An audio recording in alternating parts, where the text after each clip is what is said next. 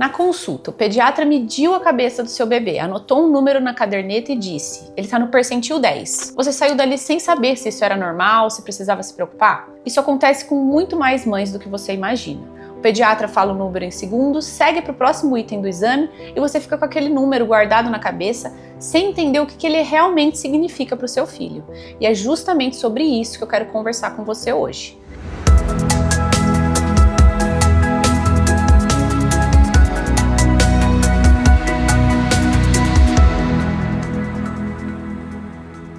Imagina que existe uma grande régua de crescimento, construída com as medidas de milhões de crianças da mesma idade e do mesmo sexo do seu filho. O percentil serve exatamente para mostrar em que ponto dessa régua a cabeça do seu filho se encaixa. Se ele está no percentil 50, quer dizer que metade das crianças da idade dele tem a cabeça um pouco maior e a outra metade um pouco menor.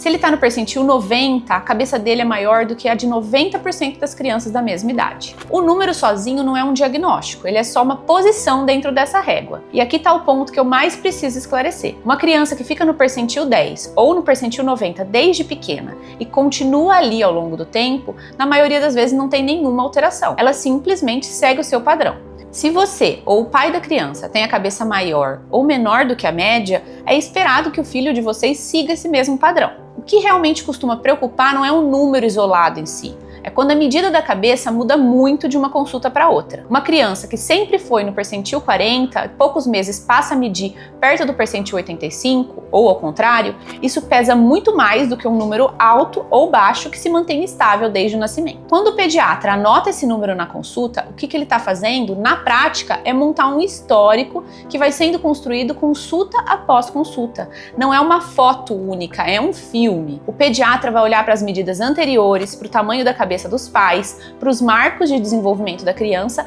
e só depois vai decidir se aquele número pede uma investigação a mais ou se é só uma parte do padrão de crescimento daquela família. Do ponto de vista técnico, o que a gente chama de microcefalia é um perímetro cefálico bem abaixo da média esperada para a idade e para o sexo da criança, o que corresponde de forma aproximada ao percentil 3 ou abaixo dele. E macrocefalia é o oposto, um perímetro bem acima da média, próximo do percentil 97 ou acima. Só que estar acima ou abaixo desses limites não define sozinho se existe uma condição neurológica. O que muda a minha conduta é a combinação dos fatores. Se a medida da cabeça mudou muito de uma consulta para outra, se existem outros sinais juntos, como atraso de algum marco de desenvolvimento ou alteração no exame neurológico. Além disso, se o histórico familiar explica ou não aquele padrão. Existe também um detalhe técnico que muda o resultado sem ter nenhuma relação com o cérebro da criança, que é a forma como a medida é feita. A fita precisa ser inextensível, passar pela parte mais saliente da testa e pela parte mais proeminente da parte de trás da cabeça. Além disso, a criança precisa estar calma no momento do exame para a gente conseguir fazer a medida exata. Antes de qualquer preocupação, vale confirmar se a medida foi feita direito. Eu entendo essa cena do outro lado como mãe. A gente escuta um número na consulta e o pensamento já vai direto para o pior cenário,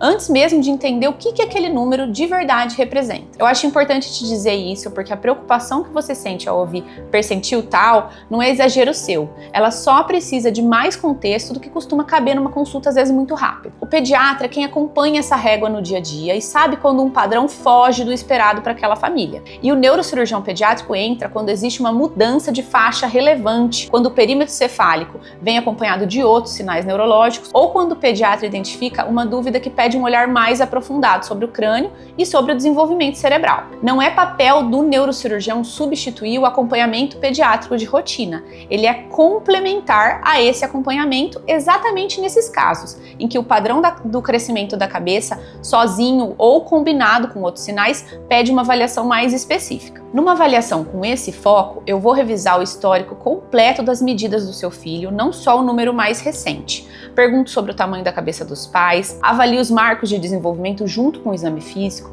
e, dependendo do que essa avaliação mostrar, posso indicar apenas um acompanhamento mais próximo ou solicitar um exame de imagem quando a história e o exame justificarem essa investigação. Na maioria dos casos que chegam até mim por esse motivo, o desfecho é até tranquilizador, mas cada caso precisa dessa avaliação individual antes de qualquer conclusão. Perguntas frequentes. Doutora, meu filho nasceu no percentil 95 e continua nesse percentil desde então. Isso é motivo de preocupação? Na maioria das vezes, não. Uma criança que se mantém estável na mesma faixa desde o nascimento, sem mudanças bruscas, sem sinais neurológicos associados, geralmente está seguindo um padrão de crescimento próprio, muitas vezes familiar. Doutora, o percentil da cabeça do meu filho caiu de 60 para 20 em poucos meses. Preciso me preocupar? Essa mudança de faixa é justamente o sinal que merece avaliação, mais do que o número isolado em si. Vale levar esse histórico para uma avaliação especializada. Doutora, o percentil da cabeça tem relação com a inteligência da criança? Não existe uma relação direta entre percentil e inteligência. O que a gente avalia é o crescimento cerebral dentro de um padrão esperado, não uma medida de capacidade cognitiva. Doutora, posso fazer essa avaliação por telemedicina?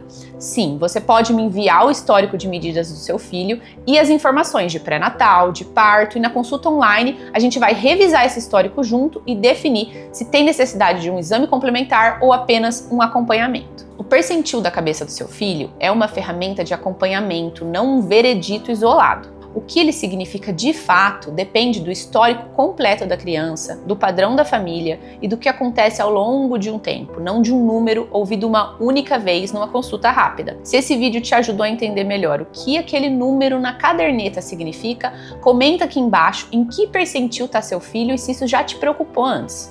Compartilha com outra mãe que também saiu de uma consulta com a mesma dúvida. Deixa o like e se inscreve no canal para acompanhar os próximos conteúdos sobre desenvolvimento infantil.